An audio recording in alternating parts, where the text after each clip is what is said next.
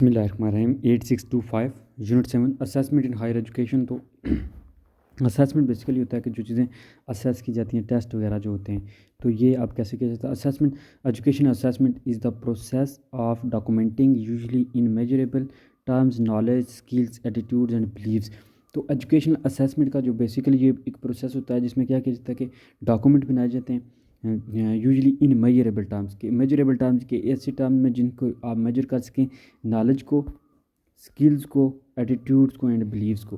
तो ये सारी चीज़ें जो है नॉलेज स्किल्स एटीट्यूड्स और बिलीव्स, इनको जो है मेजर करने के लिए जो डॉक्यूमेंट बनाया जाता है उसको कहते हैं एजुकेशनल असेसमेंट। असेसमेंट एक मैकेनिज्म है जो प्रोवाइड करता है instructor with data for improving their teaching methods and for guiding and motivating students to be actively involved in their own learning. तो असेसमेंट जैसे बेसिकली टेस्ट का जो मकसद होता है कि टीचर को खुद भी पता चलता है कि वो उसकी कितनी परफॉर्मेंस है, और स्टूडेंट्स को भी वो गाइड करता है कि आपने कम मार्क्स लिए हैं या ज़्यादा लिए हैं, या आप ठीक हो, या जो है वो आपको मज़ीद हार्ड वर्क की ज़रूरत है। तो यही वो बता रहा है कि असेसमेंट बेसिकली यही प्रोसेस है कि जिसमें हम चीज़ों को डॉक्यूमेंट करते हैं, जो स्किल्स नॉलेज एटीट्यूड्स और बिलीव्स होता है। फिर वो कहता है कि ये असेसमेंट इसको हमें प्रोवाइड करती है इंफॉर्मेशन कि टीचर के जो है ना परफॉर्मेंस कितनी है, और फिर स्टूडेंट्स को कैसे वो इम्प्रूव कर सकता है, स्टूडेंट्स को कैसे गाइड कर सकता है।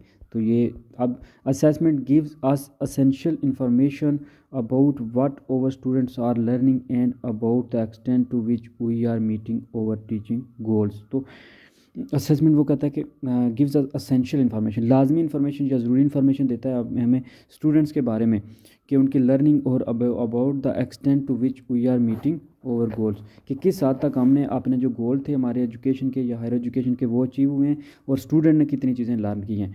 But the true power of assessment comes in using it to give feedback to students. तो लेकिन ये पावर तभी आ सकती है, तभी इसका यूज़ किया जा सकता है जब ये स्टूडेंट्स को बताया जाए, स्टूडेंट्स को फीडबैक दिया जाएगा, उनको बताया जाएगा कि आपने अच्छा पॉजिटिव परफॉर्मेंस, आपकी परफॉर्मेंस ठीक है या गलत है, या आपकी परफॉर्मेंस कम है या ज़्यादा है। तो जब ये चीज़ें होंगी तभी इसका फ़ायदा होगा। तो असेसमेंट बेसिकली यही ज़रूरी इन्फॉर्मेशन हमें प्रोवाइड करता है।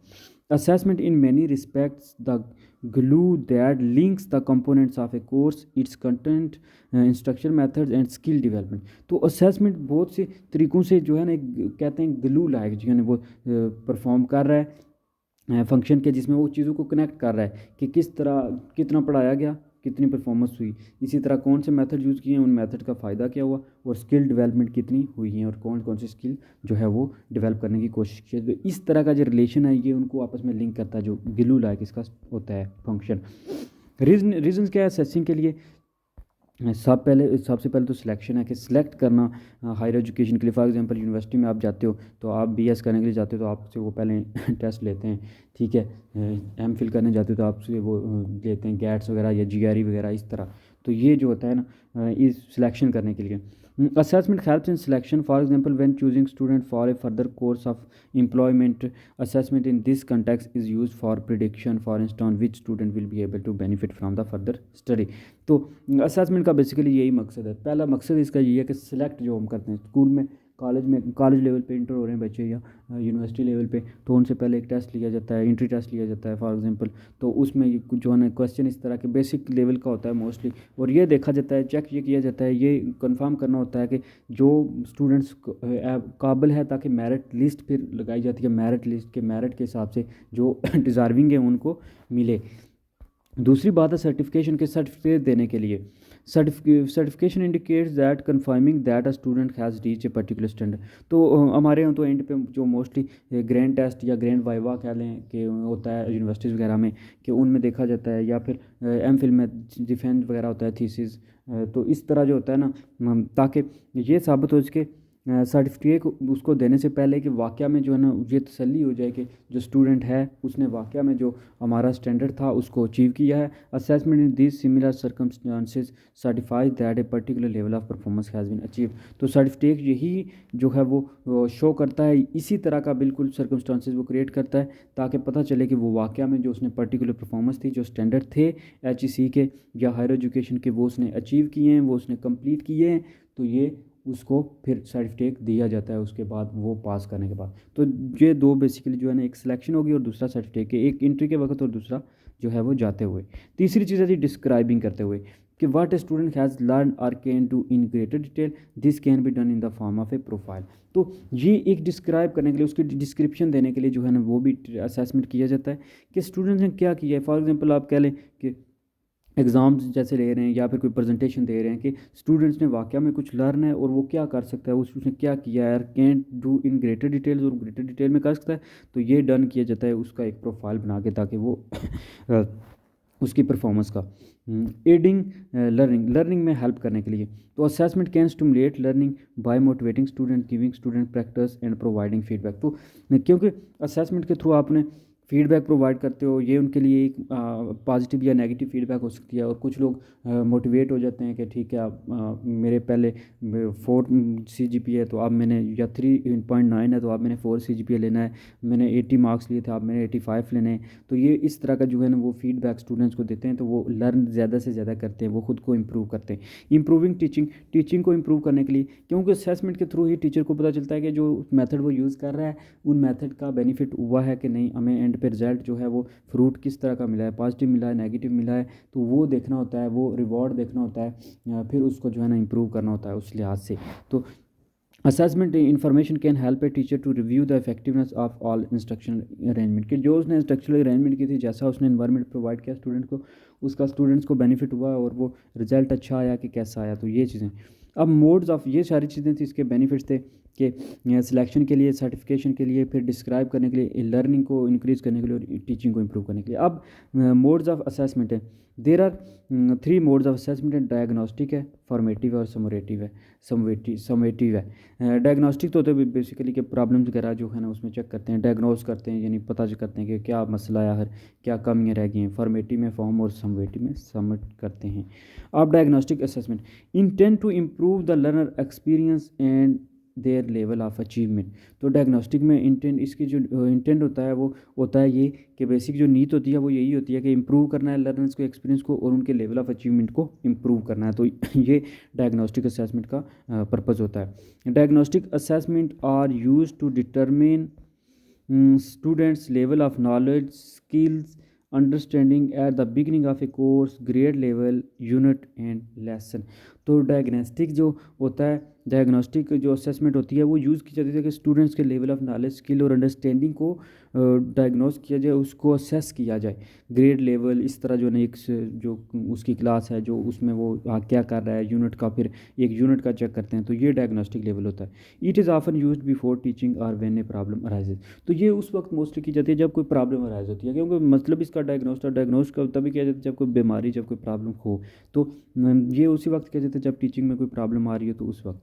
फिर आप डायग्नोस्टिक के आगे टाइप्स ऑफ जो है ना वो असेसमेंट है। इसमें सबसे पहले आता है जी pre test on content and abilities in order to get an understanding about the student knowledge level. तो प्री टेस्ट में स्टूडेंट्स के नॉलेज लेवल को चेक किया जाता है। इस तरह का टेस्ट जो है ना वो कंडक्ट किया जाता है जिसमें आप इन विच जो है ना वो स्टूडेंट्स की एबिलिटी, स्टूडेंट्स का एप्टीट्यूड जो है, एप्टीट्यूड वो चेक किया जाता है कि उसके पास नॉलेज कितना है, उसका नॉलेज, उसका कॉग्निशन के, उसके जो है ना रिटेन कितना रह गया नॉलेज लेवल।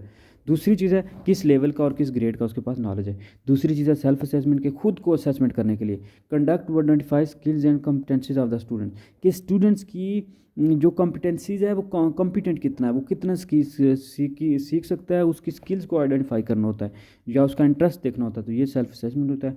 ब्रीफ इंटरव्यूज़ लिए जाते हैं in conduct in order to get an idea about the problems of the student which they faced in classroom. तो ब्रीफ जो इंटरव्यूज़ होते हैं वो इसलिए कंडक्ट किए जाते हैं ताकि आइडिया किया जाए कि जो स्टूडेंट्स की प्रॉब्लम है जो वो क्लासरूम में फेस कर रहे हैं, उन सब का एक जो है ना वो असेस किया जाए और उनकी प्रॉब्लम को उनके सॉल्व किया जाए ब्रीफ इंटरव्यू के थ्रू। अच्छा, ये था डायग्नोस्टिक पहले उसकी इंटेंट क्या थी। फिर जो है ना उसके आगे 3 थे। प्री टेस्ट लेते थे जिसमें नॉलेज चेक करते थे, सेल्फ असेसमेंट जिसमें स्टूडेंट की आइडेंटिफाई स्किल को कॉम्पिटेंसी करते थे, और ब्रीफ फिर इंटरव्यू लेते थे जिसमें उसके स्टूडेंट्स के प्रॉब्लम्स को जानते थे और उनका जो स्टूडेंट्स प्रॉब्लम फेस कर रहे थे।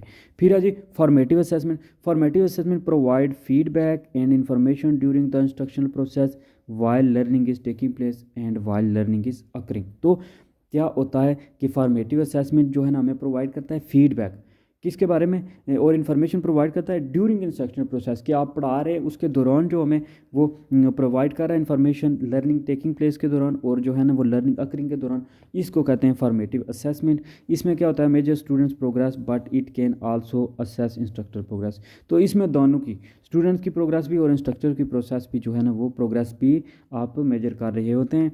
ए primary focus for formative assessment is to identify areas that में नीड हेल्प। तो प्राइमरी जो फोकस होता है फॉर्मेटिव असेसमेंट का, उसका यही जो है ना बेसिक होता है कि वो आपने आइडिया जो है ना आइडेंटिफाई करना होता है एरिया जिसमें आपको इम्प्रूवमेंट की ज़रूरत है, जिसमें आपको चाहिए कि हमने इसको इम्प्रूव करना है। आप उस जो है ना एरिया का पता करते हो, आप उस एरिया को आइडेंटिफाई करते हो। The assessment typically are not graded and act as a gauge to students learning progress and to determine teaching effectiveness. तो ये असेसमेंट जो होती है ना वो टिपिकली ग्रेडेड नहीं की जाती या फिर एक्ट नहीं किया जाता as a gauge to students learning progress and to determine teaching effectiveness. तो ये जो है ना लर्निंग प्रोग्रेस के लिए होती है और डिटरमिन करना होता है कि टीचिंग की इफेक्ट करने के लिए, इसमें ग्रेड वगैरह नहीं दिए जाते। अब इसकी भी कुछ आगे टाइप्स हैं। सबसे पहले आती है ऑब्जर्वेशन, कि ऑब्जर्वेशन करना, ठीक है, जायज़ा करना। आप क्लास में ऐसे ही जाएंगे, आप उसको ऑब्ज़र्व करेंगे कि कौन सा स्टूडेंट क्या परफॉर्मेंस दे रहा है, आप ओरल ले लें, इस तरह का काम। फिर होमवर्क एक्सरसाइज आप दे के चेक कर सकते हैं कि कौन सा स्टूडेंट जो है ना वो पंक्चुअल है, कौन सा स्टूडेंट डेली वर्क करता है, घर जाके जो है ना वो पढ़ता है। क्वेश्चन एंड आंसर सेशन, एक जो है ना आप ओरल टेस्ट ले सकते हैं, क्वेश्चन आंसर कर सकते हैं, जिसमें आपको पता चल जाएगा कि स्टूडेंट्स का असेस कर लेंगे आप फॉर्मेटिव में कि आप टीचर की क्या परफॉर्मेंस है और फिर स्टूडेंट कितना जो है ना पिक कर रहे हैं। Conference between the instructor and student sessions, तो आप जो है ना कॉन्फ्रेंसेस कर सकते हैं स्टूडेंट्स और जो है ना इंस्ट्रक्टर की इन क्लास एक्टिविटीज़, और क्लास के दौरान जो एक्टिविटीज़ हों, ओरल टेस्ट वगैरह हो या जो भी पढ़ाया जा रहा हो। तीसरी आ जी समेटिव असेसमेंट। तो summative assessment take place after the learning has been completed and provide information and feedback that sums up the learn teaching and learning process. तो सम इसमें सम कर दिया जाता है, यानी इसमें एंड पे समरी की जाती है कि आफ्टर लर्निंग जो कंप्लीट हो जाए, जब आपने पढ़ा लिया है पूरा, आपने सब जो है वो जो आपका फॉर एग्जांपल एक पीरियड आपका ख़त्म हो गया है, आपने अब दूसरे दिन या टॉपिक ख़त्म हो गया, अब आपने उसके बारे में प्रोवाइड इन्फॉर्मेशन एंड फीडबैक लेनी है कि सम अप करना है टीचिंग लर्निंग प्रोसेस को, कि उसका क्या बेनिफिट हुआ है, वो वाकया में स्टूडेंट्स जो हैं उन्होंने सीखा है उससे कुछ या नहीं। फिर अब वो कहता है rubrics often develop around a set of standards और expectations can be use for summative assessment. तो ये कुछ रूब्रिक लाइक जो है ना वो स्ट्रक्चर्स यूज़ किए जाते हैं, वो डेवलप किया जाता है कि एक सेट ऑफ स्टैंडर्ड बनाए जाते हैं कि उसमें कुछ जो है ना क्वेश्चन आपने करने, फिर जो है ना उसमें क्वेश्चन करने हैं, फिर उनका आंसर ढूंढना है, और जो आपने पहले क्राइटेरिया सेट किया जाता है रूब्रिक्स में कि फॉर एग्जांपल हमें जो है ना वो देखना ये है कि स्टूडेंट्स ने जो है वो अगर एक टॉपिक पढ़ाया था तो उस टॉपिक में अगर 20 हैं टोटल नंबर, आप समझ लें कि 25 लगा लें, 25 नंबर टोटल हैं उसमें, और जो थे वो टोटल 15 से 20 स्टूडेंट, तो हम उसमें देखते हैं कितने स्टूडेंट ने पिक किया, यानी ग्राफ सा बना के हम उसको रिप्रेजेंट कर देते हैं। तो ये एक स्टैंडर्ड डेवलप किया जाता है और देखते हैं कितने स्टूडेंट जो थे वो स्टैंडर्ड में हैं, कौन से क्राइटेरिया पे वो लाई करते हैं।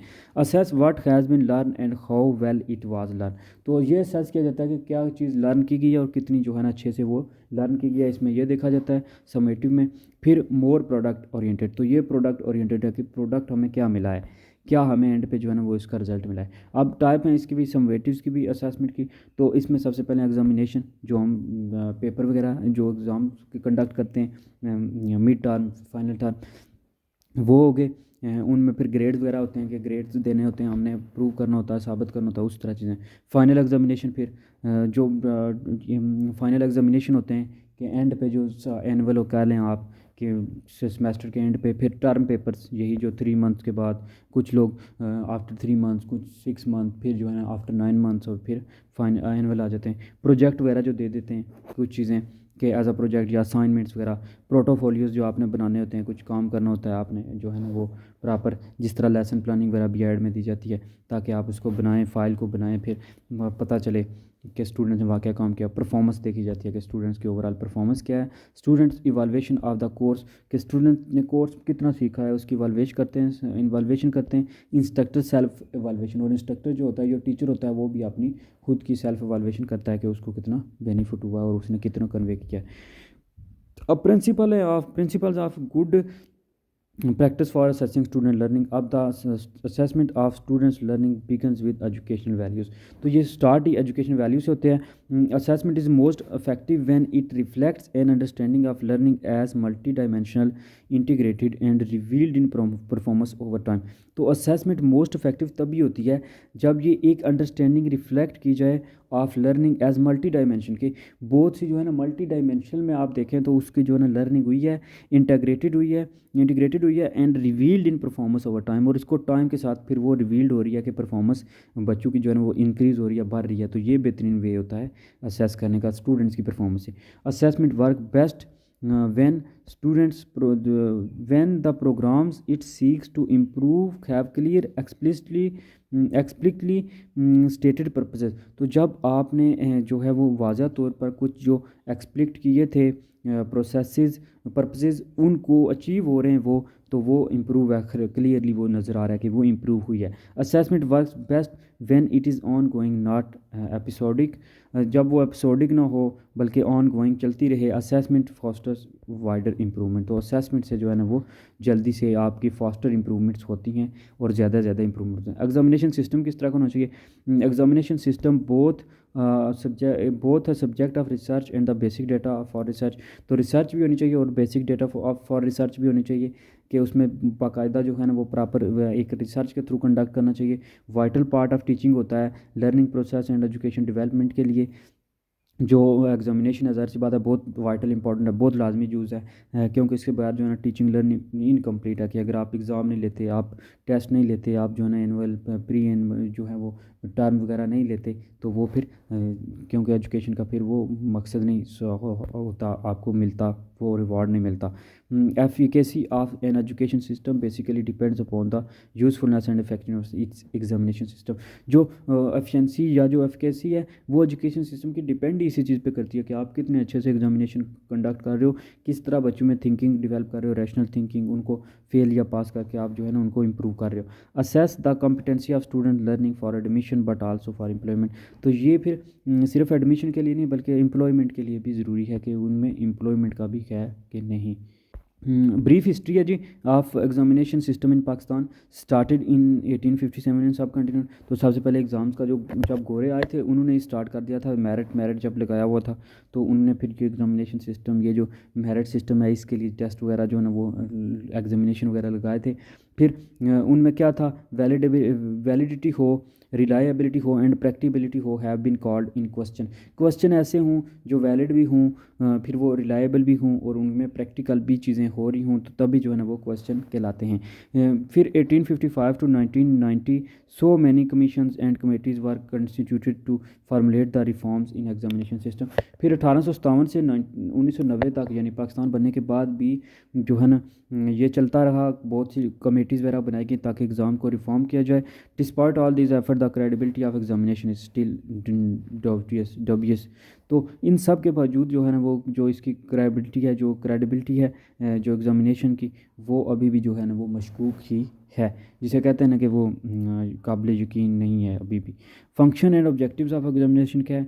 1992 की पॉलिसी जो है उसमें था कि provide a systematic evaluation system to जज to what extend the education aim goals and objectives are been achieve. तो बेसिक जो इसका पर्पज़ है यही होता है कि 1992 का था कि अब गोल जो उनने बनाए थे, जो ऑब्जेक्टिव थे उनके वो अचीव हुए कि नहीं। तो इसलिए ये एक सिस्टमैटिक इवालुएशन थी कि सिस्टम थी ताकि जज किया जाए लोगों को किस एक्सटेंट तक जो है ना जो एजुकेशन पॉलिसी में बनाए गए हैं रूल्स वगैरह गोल्स वगैरह वो अचीव हुए कि नहीं।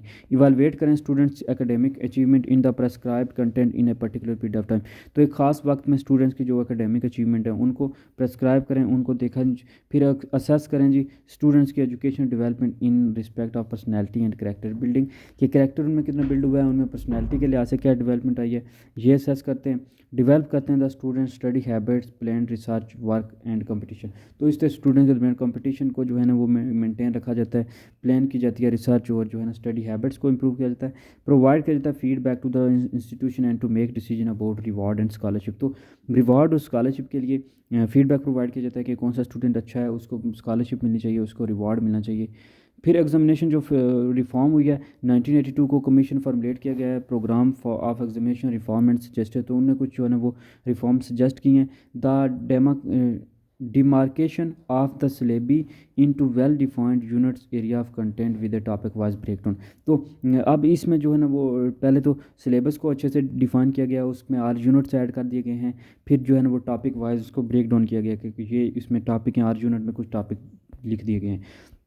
रिप्लेस किया गया overall choice of internal options, internal options को जो है ना वो रिप्लेस कर दिया गया था ओवरऑल। फिर जो है ना holding of examination only after the requirements of minimum number of lectures laboratory work. तो फिर एग्जामिनेशन कह रहे थे कि होल्ड करें आफ्टर द रिक्वायरमेंट ऑफ, कि उसकी जितने मिनिमम जो नंबर ऑफ लेक्चर चाहिए होते हैं एक एग्ज़ाम होल्ड करने के लिए उतने रखें। एडवाइस किया गया to take effective security measures to conduct the examination in order to establish the credibility of the examination system. तो एग्जामिनेशन सिस्टम की क्रेडिबिलिटी को बेहतर बनाने के लिए जो है ना एग्जामिनेशन को मेजर किया जाए, सिक्योरिटी रखी जाए, स्टूडेंट्स को असेस किया जाए continuously rather than paying assess once in a year. एक साल में एक ही दफ़ा असेस करने से बेहतर है कि उनको कंटिन्यूसली असेस करते रहें, टेस्ट वगैरह लेते रहें क्लास में। Implementation of semester season system in of examination, semester season जो सिस्टम है यानी ये जो 6 मंथ का ये इंट्रोड्यूस कराया गया, इस पे इम्प्लीमेंट हो जाए, मिनिमाइज़ किया जाए माल प्रैक्टिस जो है ना वो उनको मिनिमाइज़ किया जाए, अच्छे से जो है ना फ्रीक्वेंट एवेलुएशन हो, प्रॉपर एवेलुएशन होती रहे, चलती रहे बराबर। Discussion on commission common mistakes of students in examination, इस बात पे भी डिस्कशन की गई कि कॉमन स्टूडेंट्स मिस्टेक क्या करते हैं एग्जामिनेशन में, उनको गाइड किया जाए, उनको बताया जाए एग्जामिनेशन कैसे जो है ना आपने सॉल्व करना है। कंप्रेहेंसिव एंड बैलेंस इवैल्यूएशन होनी चाहिए, यानी ज़्यादा होनी चाहिए और बैलेंस होनी चाहिए, सबके साथ मुनासब। Minimize delay in the conduct of examination, बहुत कम डिले होना चाहिए, यानी इसमें कोई बात ये फ़ौरन इम्प्लीमेंट हो जाना चाहिए। मीनिंगफुल एंड गेनफुल करिकुलम हो, करिकुलम निसाब ऐसा हो जिसका स्टूडेंट्स को लाइफ में, रियल लाइफ में फ़ायदा हो, प्रैक्टिकल लाइफ में फ़ायदा हो। Avoid selective study and gas work, तो ये सेलेक्टिव स्टडी का पहले रुझान था तो इसको अवॉइड किया जाए। अभी भी कुछ जो है ना पब्लिक लेवल पे बहुत ज़्यादा होता है सेलेक्टिव प्रिपरेशन के, ठीक है पास हो जाए बच्चा। Teacher and learner roles in assessment, अब टीचर जो है ना वो एज कैसे कर और लर्नर्स कैसे। टीचर एज अ परफॉर्मेंस के, टीचर की परफॉर्मेंस जज की जाती है, लर्नर को रिसीव के उसने रिसीव कितना किया ये देखा जाता है, क्योंकि टीचर टीच करता है, लर्नर लर्न करता है, तो टीचर को जो है ना उसकी परफॉर्मेंस देखी जाती है कि उसने कितना परफॉर्म किया, और लर्नर की देखा जाता है उसने कितना रिसीव किया। टीचर कंपोज करता है, कंपोज़र होता है, और लर्नर जो है वो डिटेक्टिव होता है, कि टीचर कंपोज करता है, लर्नर डिटेक्ट करता है उसको कि कितना डिटेक्ट हुआ है कि नहीं। फिर टीचर जो है ना वो कंडक्टर होता है, और जो लर्नर है वो जनरेटर होता है। तो टीचर जो है वो कंडक्ट करता है और लर्नर जो है वो जनरेट करता है, कि उसको पता चलता है कि वो कि उसने जो टीचर ने कंडक्ट हुआ था वो कितनी चीज़ आगे जनरेट हुई है। टीचर क्रिटिक करता है और लर्नर जो है वो फैसिलिटेटर होता है, कि टीचर जो है ना इसमें क्रिटिसाइज़ करता है, इसमें चीज़ों को क्रिटिकली जो है ना वो देता है, और जो है ना वो लर्नर उसको फैसिलिटेटर एज लेते हैं। Entrance test and its importance, के इंट्री जो टेस्ट होता है जो एडमिशन के लिए, वो उसका क्या इंपॉर्टेंस है। तो entrance test is a test that many education institution use to select student for admission. तो स्टूडेंट को एडमिशन के लिए सिलेक्ट करने के लिए ये इंट्रांस टेस्ट लिया जाता है, देखा जाता है कि स्टूडेंट्स में काबिलियत कितनी है। अब ये टेस्ट बेसिकली इतना मुश्किल नहीं होता, इसमें क्या देखा जाता है, असेस किया जाता है logical reasoning and thinking ability. The test are strictly time, तो इसमें टाइम का प्रॉपर ख्याल रखा जाता है। मोस्टली MCQs बेस्ड होता है, 100 मार्क्स का लिया जाता है, 120 मीन्स जो है ना इसका टाइम होता है जो यूजली लिया जाता है। और इसमें यह देखा जाता है लॉजिकल रीजनिंग वगैरह देखी जाती है, आपका सब्जेक्ट बेस इतना नॉलेज नहीं देखा जाता। डिफरेंट टाइप्स ऑफ इसमें क्वेश्चन होते हैं, कुछ वर्बल एबिलिटी होते हैं, नंबरिक एबिलिटी होते हैं, अब्स्ट्रैक्ट रीजनिंग यानी मैथ के related, special reasoning, over life जो है ना full fault diagnosis, data checking और वर्क सैंपल। तो बेसिकली ये वर्क सैंपल वगैरह इतना टफ टेस्ट नहीं होता, बल्कि बेसिक जो नॉलेज होता है वो जानने के लिए किया जाता है। Entrance test are important with respect to placement purpose and choosing a career, तो ये भी इंपॉर्टेंट है कि आपने कौन सा करियर चूज़ करना है, कौन सा जो है ना आपने पर्पज़ है, कहाँ पे इसको प्लेस करना है। टाइप्स ऑफ इंट्रांस टेस्ट इन पाकिस्तान, अब UET है जो ये जो इंजीनियरिंग वगैरह के लिए लिया जाता है, MCAT है, ठीक है, जो MBBS वगैरह के लिए लिया जाता है, ठीक है, SAT है, NTS है जो टीचिंग वगैरह के लिए लिया जाता है, GRE है जो MPhil में एडमिशन वगैरह के लिए लिया जाता है, LCAT है जो लॉ के लिए लिया जाता है, NUST में लिया जाता है जो नेशनल जो है ना लिया जाता है यूनिवर्सिटी ऑफ साइंटिफिक टेस्ट। फिर कॉमसेट वगैरह लिए जाते हैं, NTS लेती है, कॉमसेट अपना टेस्ट लेती है, university on based entry test होते हैं कुछ यूनिवर्सिटी में एडमिशन के लिए जो टेस्ट होते हैं। तो ये इस तरह जो है ना वो MD-CAT वगैरह होता है, इंजीनियरिंग के लिए जो है ना UET होता है, या ECAT फिर एम कैट होता है डॉक्टरी वगैरह के लिए, तो ये एन टी एस वगैरह टीचिंग वगैरह के लिए। तो आप इनमें एक एक फिर आगे ऐड कर सकते हो कि ये किसके लिए लिया जाता है, ताकि देखा जाए कि वो बंदा उसकी डिज़र्विंग है कि नहीं। How to prepare for entrance entrance में क्या क्या होना चाहिए? लर्न द बेसिक्स होनी चाहिए। Everything is important, her cheese important है, इंग्लिश हो, उर्दू हो, इस्लामियात हो, सब बेसिक्स होना चाहिए। फिर जो है ना प्रैक्टिस होनी चाहिए उसकी। नो योर वीक पॉइंट्स, ताकि वीक पॉइंट्स का पता चल सके। डू नॉट वेस्ट टाइम को बिल्कुल ना वेस्ट करें। Be careful while attempting, attempt करते हुए जो है ना उसको जो है ना बिल्कुल जो है ना। अच्छा, हाउ टू प्रिपेयर, तो लर्न द बेसिक, सबसे पहले बेसिक सीखें। एवरीथिंग, हर चीज़ इंपॉर्टेंट है, फिर प्रैक्टिस उसकी करें। फिर जो है ना अपने वीक पॉइंट जाने, वेस्ट टाइम बिल्कुल ना करें। Be careful while attempting, attempt करते हुए केयरफुल रहें कि पहले इंस्ट्रक्शन वगैरह प्रॉपर पढ़ें, अवॉइड करें गैप्स को, take care of yourself, अपनी जो है वो टेक केयर करें। Thank you for listening, thank you for watching also education academy. Like and subscribe the channel, like the video, also press the bell icon. Thank you for watching education academy.